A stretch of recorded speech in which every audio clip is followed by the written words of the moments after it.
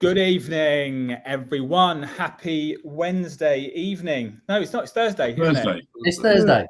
Thursday partner chats. That's what it is. It's not Wednesday partner chat. So anyway, good evening, everyone, and welcome to our avocado partner chat. Tonight, I've got Mr. Mead from Mead New Homes, myself, Chris Gray, Andrew Humphreys, who covers our Slough area, and Will from Avocado, Crowthorne, Sandhurst, Finch, Hampstead. Berkshire, basically.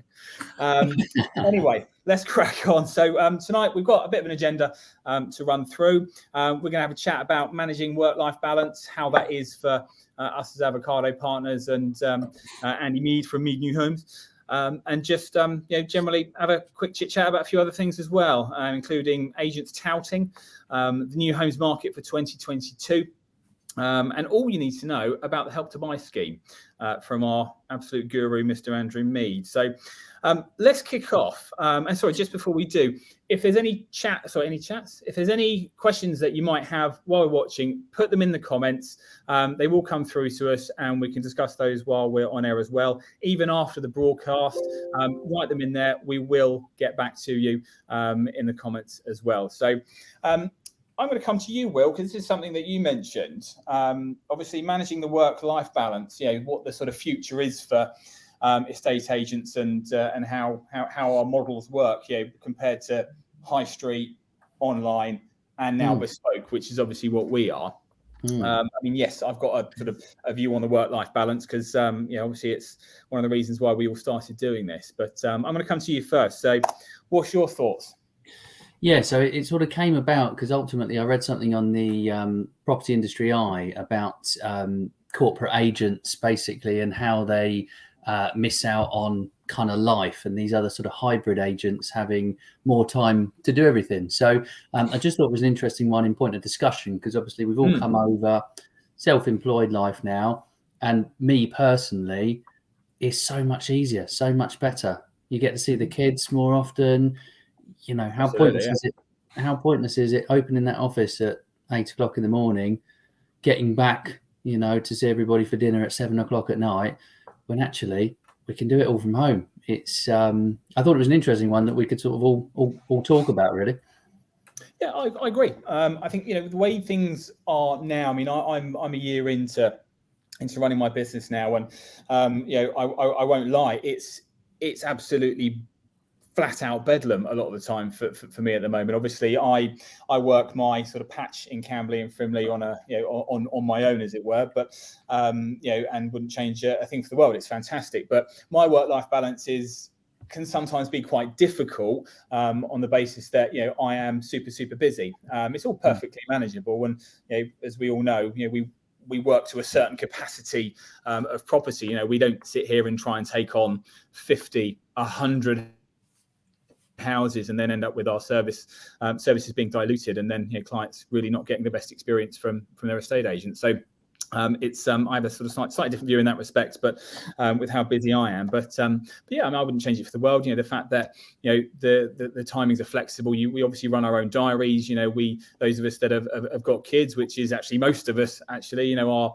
quality of time with our children is obviously one of the most important things in the whole world, aside from running a business. And that's priceless, and that's one of the many reasons why I got involved in this as well. But Mr. Humphreys down in the corner there, how are you finding things? Obviously, at the moment, it's in terms of work-life balance. Can't hear you. You're on mute. How about there that? We go. I'm guilty of, when my daughter was born in the first few years of her life, I was one of those people, chasing the job title, chasing the money, and sort of realised I didn't really see the first few years, and so now. I mean, the work-life balance for the last 12 months or so has been, incredible. Never miss a thing. Drop off to swimming lessons on a Saturday morning. Daddy, can you pick me up from school this afternoon? All these things that we all would have missed as employed agents. Absolutely. And in reality, we do probably more work than we did when we're sat in the office being told to make 50 outbound calls a day that must average 90 seconds each. We've all... Yes, we've all been there. We all know the agents that do it. So for me, it's second to none. And I think the cherry on top was a couple of days ago, calling someone that offered on a property to say the offer was accepted at 9 o'clock in the evening. She messaged me saying, "Is it okay to call now?" And it's like, of course it is. Like, you want to know what's happened to your offer. You don't want to sit there waiting until 9 o'clock for the office to open in the morning. So, it's win-win all round, isn't it? Clients and us, to be honest. Absolutely, yeah, it is. And I think obviously don't forget, we're coming to a time of year where you've got nativity plays and everything like that. And I know when I was working in a high street office in Camberley for the firm that I used to work for, I wasn't able to go to to my daughter's nativities at nursery and school, etc. And because I wasn't allowed, or I had to take holiday to do it. It's just like, crikey, it's such an important thing. But so yeah, completely agree. And going next door to Andy Mead. Obviously, you run our land and new homes side of things, and obviously this is something which clearly affects you as well, because you're running your own business. So how are you coping with it? I think the key to it is being disciplined. Because you know as well as I, Chris, because you edit a lot of your videos, and with I don't know if you know, I've got a drone business as well, so I'll do. Have you? Shameless plug. Yeah, funny that. I do a lot of drone work as well, so a lot of that is editing. So I could quite easily be doing editing at 7, 8, 9, 10 o'clock at night. But I've set myself a limit. It's like, come 6 o'clock, unless it's something like this, my day finishes. During the day, I could be doing something else. I could be, shooting out at 5 o'clock to pick one of the kids up from college. I could be dropping the kids off at school. I could be doing, which I would never have been able to do. No, so, exactly. But it's all about being disciplined, because when you run your own business, you can work 24 hours of the day. We're all busy. But there's I think there's a difference between being busy and being a busy fool. And a busy fool will be working all the hours God sends, and that's not why we're doing what we do. No, you don't want to be busy being busy. No. Which is actually, to be fair, is exactly what I used to do when I was running a high street branch. But no, fair dues. Okay, well, look, moving on. This is an interesting one. We don't really talk about it sort of very often, but bungalows. Not many of them ever come to the market. There's not many of them around, and I suppose the question is, there's not enough bungalows. Are there enough? There isn't. People are always looking for bungalows. And I've sold every bungalow I've taken on so far this last year. But the question is, should there? And again, Andy Mead, you can assist us with this one in a minute. But are there enough? Sorry, not are there enough? Should there be a quota in new build sites, for bungalows? And more importantly, why isn't there? I've got properties on a few brand new developments at the moment, no bungalows at all, and the demand is always there. So actually, sorry, Andy Mead, I'll come straight to you on that, because obviously you are our resident new homes man. So why aren't we seeing bungalows? The problem is the land mass they take. Obviously, bungalows, it's if you've got a 1,300 square foot bungalow, that's 1,300 square foot across the whole floor area. Yeah. Whereas if you've got a 1,300 square foot house, you're going to have 700 square foot, and 700 square foot, that's 1,400 square foot. But it's just the actual land mass it takes up. And from a profitability point of view, they're not really as profitable as building a house, because of the land mass they take up. Yeah. But I've got a site coming up next year, which is purely bungalows. So. There's a marketing plan we've already started to put in place for that, because it's literally, as soon as they come to the market, we know they're going to be selling very, very quickly.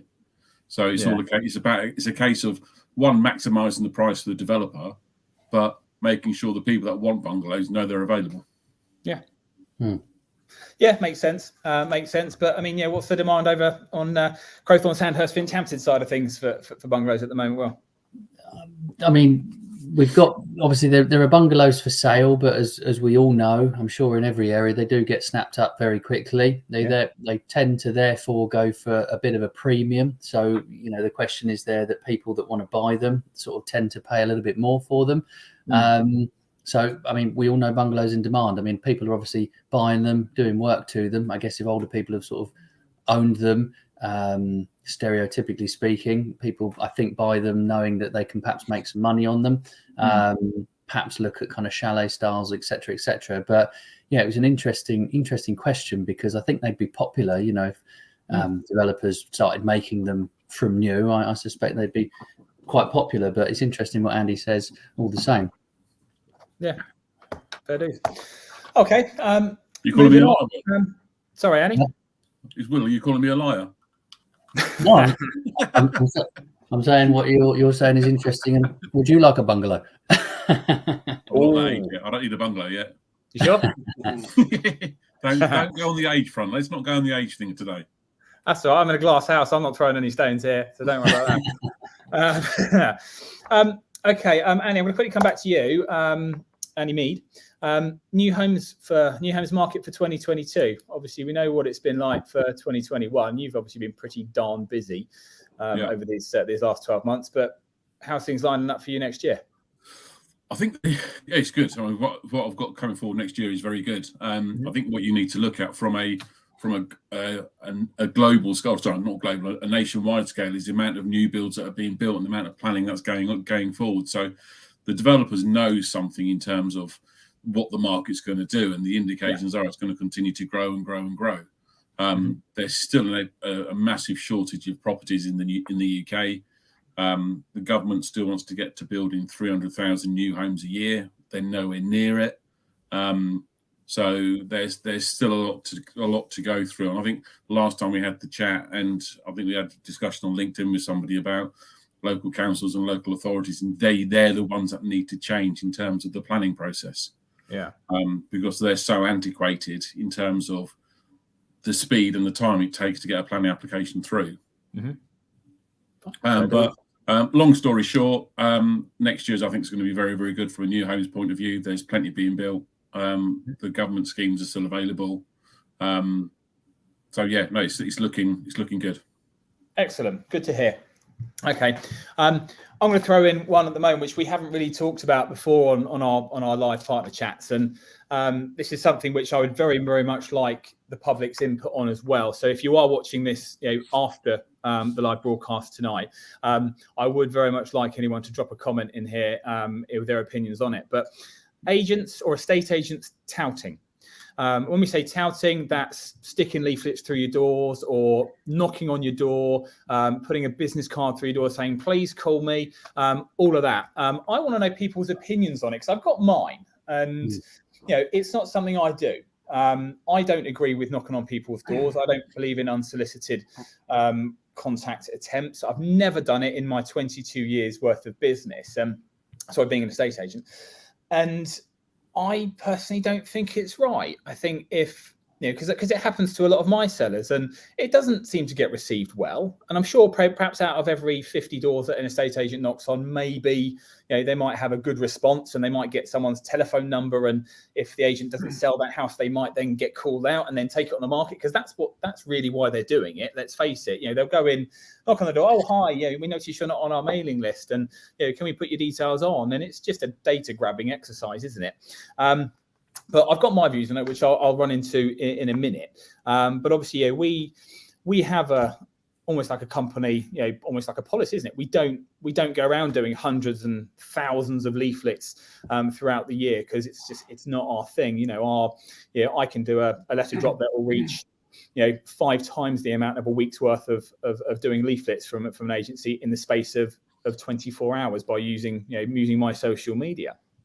Which is obviously what we do. That is essentially our leaflet job, isn't it? But anyway, I'm waffling already. But I'm keen to hear each and every one of your views, particularly obviously Will and Andrew, because I appreciate it's not something which necessarily affects new builds too much because they're empty. But when it comes to you, Andy Humphreys first. So what's your thoughts on it? I'm not against touting if it's done correctly.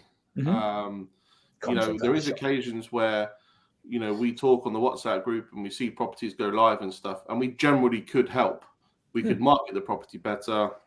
We could expose the property to a wider audience. So I agree with touting if there's a reason behind it, i.e. I know the person that will buy your property, I have them lined up, or I could market you a lot better. Let's have a discussion. What I don't agree with is, as we've discussed, is the just blanket touting, you've got no appointments in the diary. Why don't you guys go out and just knock some boards and see if you can get a telephone number? I get the same tout letter here from the same agent, which has the same wording on it every single month. Mr. X and Y are looking for a 3-bedroom property in your area. Can we have a conversation about coming to the market? Well, that's just a blanket letter that's sent out to the entire village. We all know there's nothing behind it, but it's just a waste of time. There's no thought goes into it. When I get them where I live, and it's like, oh, we've sold a house in your street. Well, you haven't, because we know there's only a few houses in my street, and I know you haven't sold it. You might have sold a house 3 streets down the road, but that's not my street. So don't give me a bloody leaflet. It's just go straight in the bin. Yeah. Well, again, I completely agree with that. And again, we all see it. We all live, locally to where we work anyway, and we all get the same leaflets through our doors anyway. But personally, they go straight in the recycling for me. I think it's just a complete waste of paper. But Will, your thoughts? Yeah, the one that always makes me laugh is when you get the leaflet through the door saying, we're in your area on Thursday the 25th doing some valuations. If you'd like us to pop in, we're in your area on that day. Well, actually, you're down the road doing valuations every day of the week. So that's the one that makes me laugh. But the door knocking, it's quite intrusive, I guess, particularly in light of what's been happening over the last year with COVID and all the rest of it. Is it appropriate?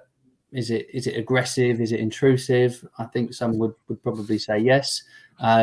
Nothing wrong, like Andrew said, with a bit of targeted touting, if you like, because ultimately, like you said, if you can do a better job and you've got someone that you genuinely think is going to be interested in that house and it's been on the market for a while, well, actually, that's the right thing to approach them, because you're ultimately going to be helping them. But a lot of the general rubbish, basically, like you say, ends up in the recycling bin. Yeah, well, again, the reason why I wanted to chat about, I appreciate, there's going to be a mix of opinion, and there's some agents that are going to say, door knocking is our best bit of touting that we do. And I saw a post on LinkedIn recently with, I won't mention the agent, big agent, big independent agent, but they were literally raving about knocking on doors. And that's fine. As I say, whatever floats your boat as an estate agent, we've all got our opinions on the way that various firms work and what's aggressive, what's not, and blah, blah, blah. But it was, and there was a mixture of support on it. Some saying, I don't agree with it. Georgina, sort of says down here, obviously, and never been happy to door knock personally. As I say, I've never door knocked, a door in my life. That's not how I work. But it's not just the door knocking. And as I say, respect to anyone, other agents that do it, it's not our thing. It's not definitely not my thing. And obviously, touting, targeted letters to specific properties. Again, we've even got a mixture of opinion, within, the 4 of us here, which is absolutely fair enough. But I think one thing that sort of got me particularly recently, and I really want to mention the estate agent's name because we all know them. It's a small independent, and it's on my patch, and that's what I'm going to say. But go on. What does it begin with? I'm honestly not going to say it because I know the owner very personally. So let's play Hangman. It's very tempting, but I'm not going to. No, it's not fair. But they called a client of mine a bag shot. This was a property that was on the market, for a figure. It came down. It reduced by 5%. So it was a sizable price reduction, but it was actually it was a bit of a change in strategy. It wasn't offers in excess of or anything like it. It was just a change to basically get a better footfall through the door. Now, this particular property, we did that. We made the adjustment on the basis that we were going to be doing viewings in a week's time. That was the strategy. And as soon as we did it, we started getting literally dozens of viewings. I had 27 viewings booked in on this property. And the reason I'm explaining the background here is because this agent, she phoned up my client and said, what on earth are you doing reducing your price? That's the wrong thing to do. Why are you doing that? Going super aggressive with my client. My client in this instance, lovely, lovely client that I've been delighted to work for, and I've worked for them before. And this particular agent from the firm doesn't know me, nor should they. But they really made my client feel quite upset about it because they were super aggressive. And I I think it's completely out of order. I think it's bad business saying, questioning the advice that, an estate agent has given their client. I don't think agents should do that within reason. But, a property coming down, from what it was to what it did, to the point where I had 27 viewings booked in for that weekend, that agent had no idea what they were doing. It was absolutely poor. And it winds me up even talking about it now. Now, I haven't contacted the agent. I'm better than that. I don't need to do that. But I really hope they are watching. I know they follow the page. I just think it's something where just, have a bit of class about your work. I think, having a go at a client who you're not on the market with. This client was so dismayed by it. I know for a fact she's told several of her friends who will not be using this estate agent. She's borderline, nearly made a complaint to them about it anyway. So I think that kind of thing is wrong. Thankfully, it's very rare. But this Cambly-based agent that did it, I just think it's out of order. I don't care what people say about me, in terms of my, me as an estate agent. I know my worth. I know how good that I am at what I do. Otherwise, I wouldn't have been doing it for 22 years. Let's face it. But not that I'm saying I'm the best and I know it all. But that particular incident, I just thought was just massively over-aggressive. So I'm sorry for the long rant. That kind of thing really, really frustrates me. And ultimately, agents that are doing that, how about you go and concentrate on the 30 houses you haven't sold, rather than chasing other estate agents' properties that you're saying you can sell, but how about the other 30, 40, 50 even? You haven't sold yet. What does that say? As I say, I don't tout. I don't feel the need to. Most of my business is recommendation referral, which I'm super, super grateful for. Long may that continue. I just don't agree with that way of working. Anyway, rant over. I've never realised that, Chris, that has really got you angry. I want to go and calm down. It's to say, just something that winds me up a little bit, a lot. Look, how you guys are in your areas? Obviously, we all work in different areas here, and I'm sure some agents work the same, some may be different. But any examples of what other kind of things that that are happening near you guys? Will? Well, thankfully, at the moment, we've not been too. I can't think of anything yet.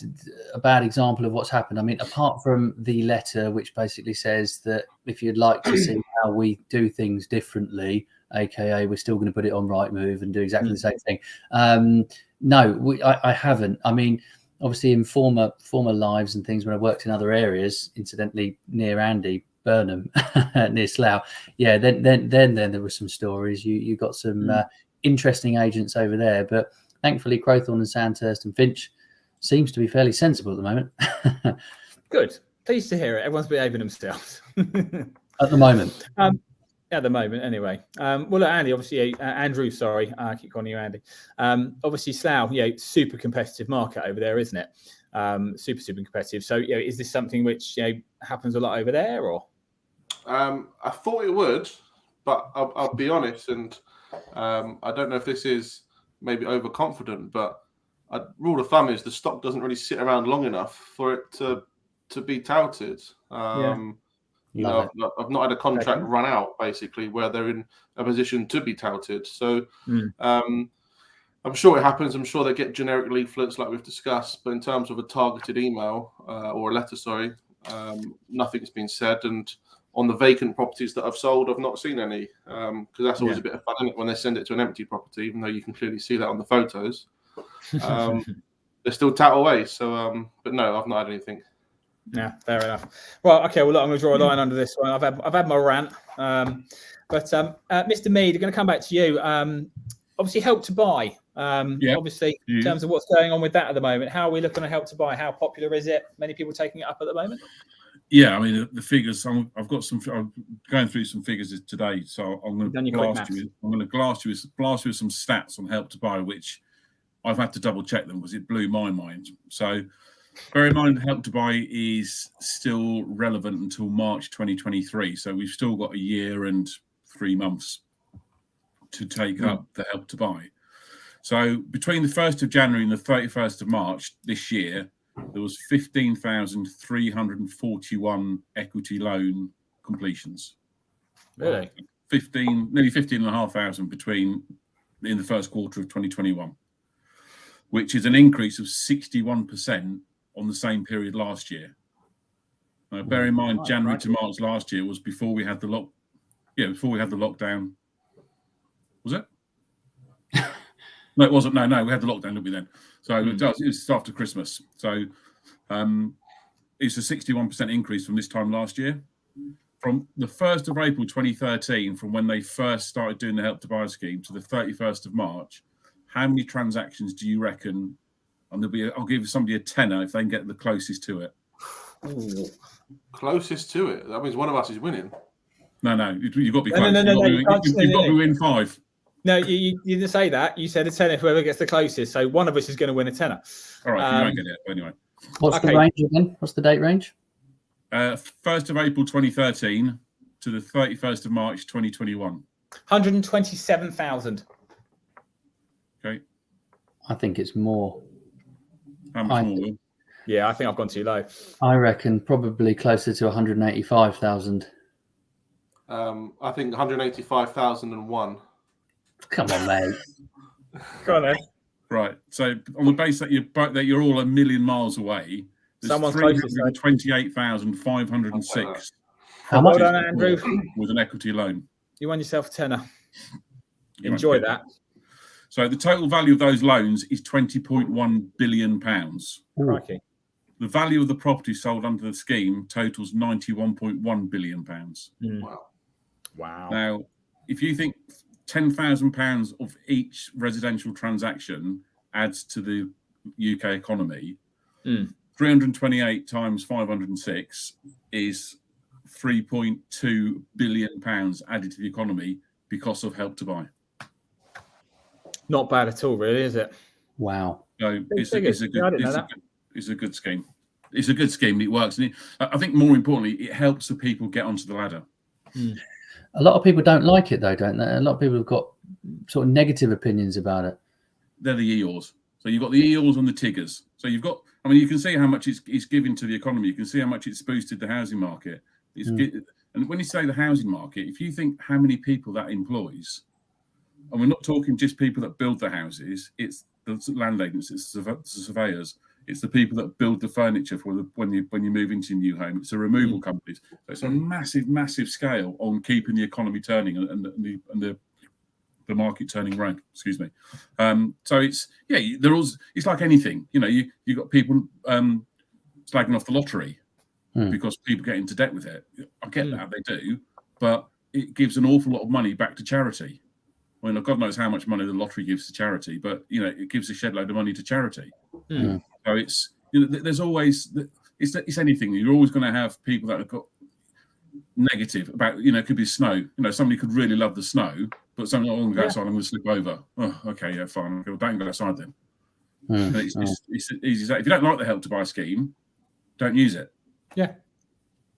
You don't have to use it. It's not forced upon you, but it's just an aid for people with a lower deposit that can't get the mortgages that they want to help them out.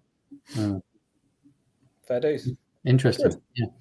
All right. Well, look, I think we're going to wrap up now. We've taken up half an hour of people's evenings, or nearly half an hour anyway.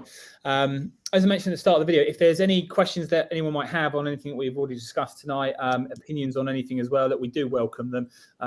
We know not everyone always agrees with ours or my opinion, certainly. But yeah, we welcome any further comments. We will respond to them. Any questions, any agents that are obviously thinking about their future. Touting, don't.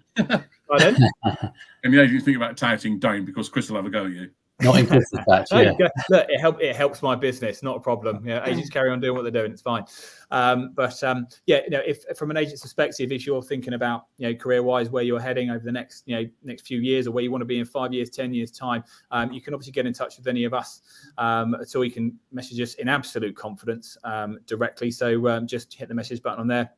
More than happy to have a chat and explain obviously what we do, how we do it, and and how it's all working out for us as a brand so far. So thank you ever so much, gentlemen, Mr. Mead, Mr. Humphreys, and Mr. Will.